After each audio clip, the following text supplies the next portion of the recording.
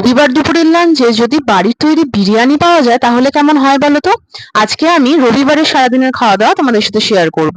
Hello everyone, welcome back to my channel রূপসাস wonder world. রবিবারের breakfast মানেই তো লুচি আর আলু চচ্চড়ি, সাথে আমার প্রিয় গ্রিন টি, যেটা ছাড়া আমার এখন একদমই চলে না। তো সকালে পেট পুজো করে দুপুরবেলা দেখলাম মা চিকেন বিরিয়ানি বানিয়েছে।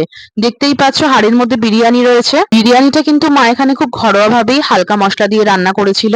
সাথে আমি নিয়ে নিয়েছি কাঁচা পেঁয়াজ আর কাঁচা লঙ্কা। চিকেন বিরিয়ানির সাথে ছিল চিকেন কষা। বিরিয়ানির রাইসটা কিন্তু আমরা বাঁশকাঠি চাল দিয়ে বানিয়েছিলাম, বাসমতি চাল দিয়ে নয়।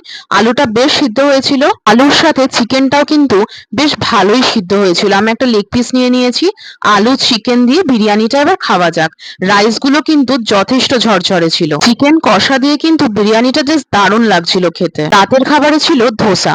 কেমন লাগলো রবিবারের খাওয়া দাওয়া অবশ্যই কিন্তু জানাও। ভিডিও ভালো লাগলে একটা লাইক করে দিও, আর এরকম ভিডিও পেতে গেলে চ্যানেলটা সাবস্ক্রাইব করে দিও।